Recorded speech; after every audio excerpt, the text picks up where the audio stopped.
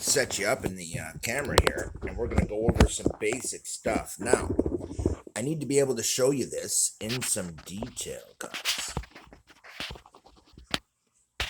Not quite that much. Right about that much. All right. So, I have been doing this for a little while now, and I've been doing archery since I was a kid, but this is the first time I've ever experimented with anything other than wood to make a bow out. Now, I made this. This is my dual bow. The problem with the dual bow is that, well, it's dual. It throws off the tiller. Also, this has very weak, flimsy arms and a very low draw weight. Now, if this was for a kid to train or a draw weight trainer, you can't ask for a better one than this for your kid. I highly recommend it. You can also do it as a dual the way I did, and it gives them an opportunity to train at the lower weight and then to pull from the forward string and train on the same bow and even fire arrows. They will not get great accuracy though, and this is the problem. It's too flimsy for really great accuracy. You need fairly stiff limbs for good accuracy. So even though it's not destroyed or anything, I just want to show you the draw length isn't very high, and it doesn't have much of a snap. And when I wanted to increase it, I was wrapping around here once, which is pretty standard, but no matter how you do it, unless you do like this and readjust your knot, and that's why they actually recommend you readjust your string every time instead of wrapping it around like that, because it kind of sucks if you do it like that. But aside from the fact that that was just an experiment, and all I wanted to see is if I could get a half decent arrow speed out of that. And I hate to say it, but I'm just going to push one past the camera here so you can see what I'm talking about, and then I'll show you what I just put past the camera, and you can tell me what you think. Okay, now we're not looking for accuracy here. I actually was directing that pretty high up with my thumb, just so it wouldn't damage anything or do any harm anywhere. But it's really heavy, and it calculates out to be a 540 grain arrow. It's bamboo, and it's it's quite a bit of weight. Now that's just cobwebs and stuff from hitting in the back corner. Now, I finally had the tip break. I had epoxied that in, so it's a good time for an update on that. But I was firing a new bow setup when I did it. So I thought about this composite limbs thing. Not so much. That part of it wasn't the experiment. It was just to see if I could get really good speed from the arrow itself out of a really weak bow. Truth is, it actually fires at pretty good speed. And I'm going to try to do it again, only not screw it up this time, and actually get a decent shot here and see if I can show you guys the speed that it's capable of slinging this little bugger. Okay, that was about right. That was actually a nice, accurate shot that went exactly where I pointed it, guys. I'm going to do it again, and you can see I'm shooting a bare shaft here with no tip, and it's a fishing rod that's a very thick diameter at the rear. Not ideal, but it's actually getting okay speed. And if this was going to be for my child, you know what? I'd be glad to do it, and it was well worth the time. But, I mean, this is actually getting pretty accurate. But I'm just going to show you guys in this video real quick the weight of that. And with the tip on it, I may not have that one because I lost it, but I did have some others. Check this out. This is going to be part of my DIY quiver setup, guys. Hold on. Let me see if I can find it. Because what I've done is take... here it is. So these are going to be my 3 arrowhead tips. Okay. And I found this guy. It fits them nice and has this little beveled inner ring where they can just kind of slide in. So I'm going to put this at the bottom of a quiver and shape it so that my 3 arrows just slot into place and are guided by like a big straw. Boom, right into place, and each one goes into its slot. So it'll be like a funnel, and I'm actually going to use funnels to do it. So the first one, and it's long story short, I'm about to make my own quiver. It's going to be sweet. Stay tuned for that. Like, share, subscribe, and I'll shut up. All right. Ah, who am I kidding? If I shut up, what are you going to do? It'll be boring, man. I'm telling you. All right. So you guys who know the conversion rate know that 39 grams is a pretty high grade arrow. Now check this out. There's my extra weight from the tip, and here's my fletching design.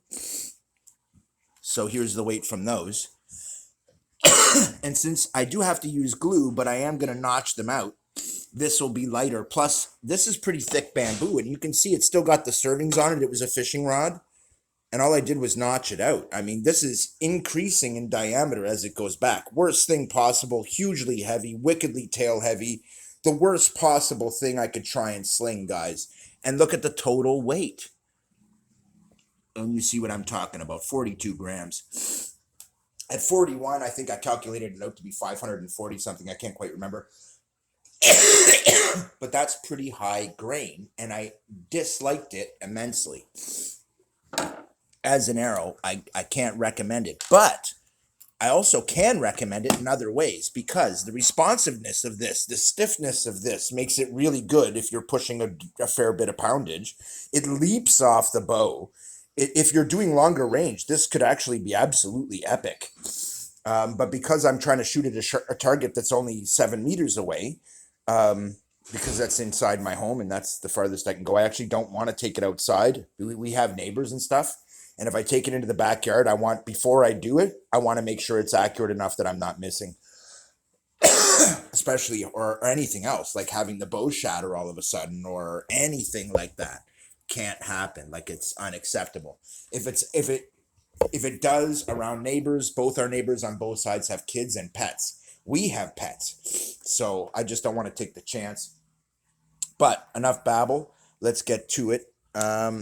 So I worked a lot with this one. I do like it. It will put accurate arrows out. It is lightweight.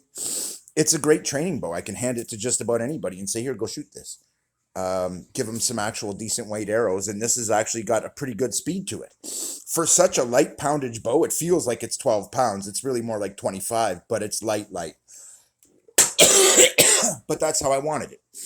I experimented with pushing this setup really hard, and because of the limbs and the way they're made, the tiller is terrible. Now, I could replace that with one of these rods right here.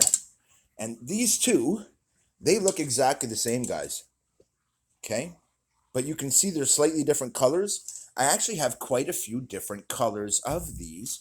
And if you look carefully, you'll see that these three are all the same. This is going to be a wicked badass bow. Now let's move to this one. So one of the things I wanted to show you guys in this particular video is this. So I'm going to move the camera out to here, and I'm going to show you the typical way that we would wrap these. Doesn't really matter all that much. You can wrap it. The real trick is you want it coming out the middle of the limb, and that's actually more difficult than you might think, especially on a bow like this, where it's two different rods.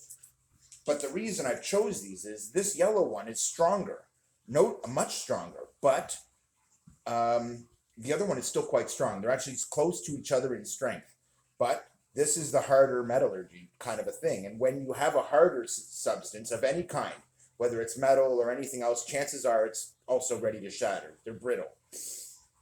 So when you put enough pressure on it, they are always more brittle. If you follow that rule, you'll generally do pretty well in bow making. Same with woods.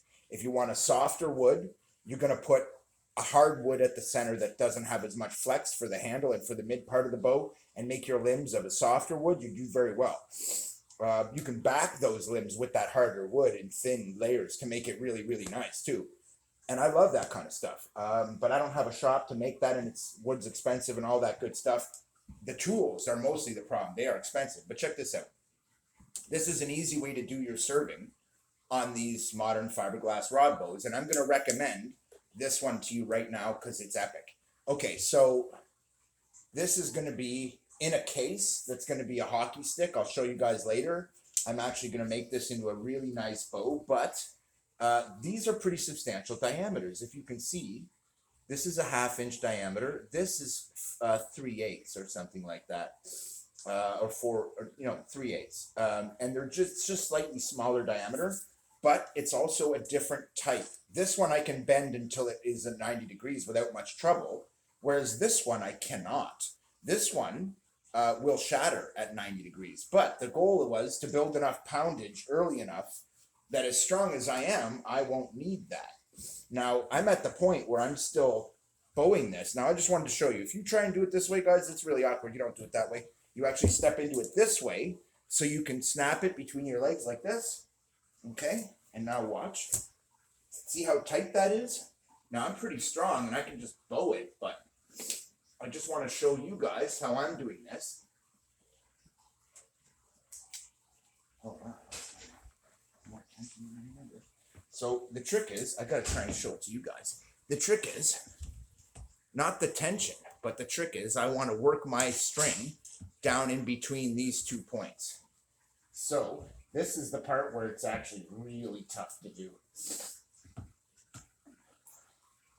And I did a really tight job on my taping, so it's actually nearly impossible now to separate them enough to get my string through. Damn, that's way stronger than last time. I might have put the tape too tight. So the idea is on this end, I left myself a little room, and you can see there's a little space. Well, this is to tension them in the stack. And I'm going to do it on this side too. In fact, it works so well, I'm having trouble doing it on this side because I'm having trouble opening that stack up. So what I'm going to do is actually slit the spot that is a problem and fix it. So I'll show you what I mean by that. So I can't not fit my string past here anymore. So I need to make an adjustment. Just enough that I can pull these apart just like that. And now I'm going to put my string in. But before I do, I'm going to reinforce it with tape. I'm using this green packing tape. It's very strong stuff. Very fibrous. It's almost like adding Kevlar to it. It's really cool. And it won't take much to ensure that my knot does not move past this point. And I'll show you how I do it, because I found a way to do it with these double rods. It's not rocket science, but it does work really well. Now I'm also going to hold these two apart just that tiniest bit so they're not under crazy tension being pulled together like they were, so that I can take this string, which is rigid paracord. This is pretty strong type of paracord. Now, when you're stepping through, like I was saying, you can't do it this way. Don't be afraid to step into it, and you can just lock it to your knee. And even if the bow is a 100-pound pull, you can do this. You're more than strong enough, more than likely. And if you're not, well, work on the strength. Now, in my case, I've got this here. Now, because of this lock, it really can't come out. Now, this is not the tiller I want. So we're going to keep going. And now that I have it to there, not that way. Same thing. Put your left foot through. If you're right-handed, this is so much easier. And then put it to your thigh and pull. Now what I'm going to do is wrap around the outside of that and come back down through the middle. You see that? And it helps pull those two members apart again a little bit more. And I'm going to do it once more on the other side. Now, as you can see, I need to do it once more here, but that's it. And then I should have about the right amount of tiller, because that's how it was as I set it up, guys. And you do want to stick to your kind of measured specs. But now, as you can see, this is really, really locked in. And if I'm doing it this way, I never have it come out. Also, on the fiberglass rod, it doesn't really show because this is locked into the slot. I grooved it out with a drill bit so that it would fit. See if I can show you better on the other side here. You can just see the edge of it right in here. See that? Right in here, where at the tip of my finger, you can see the edge of where I've done the work. But the red one, I didn't prepare at all. And look at the crappy tiller that is. So what you do is, you just start, now I go back to the other end, and I set it up the other way. Remember, left foot in. And now, I'm going to do the exact same thing. Okay, I'm just going to push it over some more. Drop another loop down hard. and come back through. Now, I still don't like my brace height, but I'm flipping it around. The idea is it keeps the serving coming out the center no matter how many times you do it.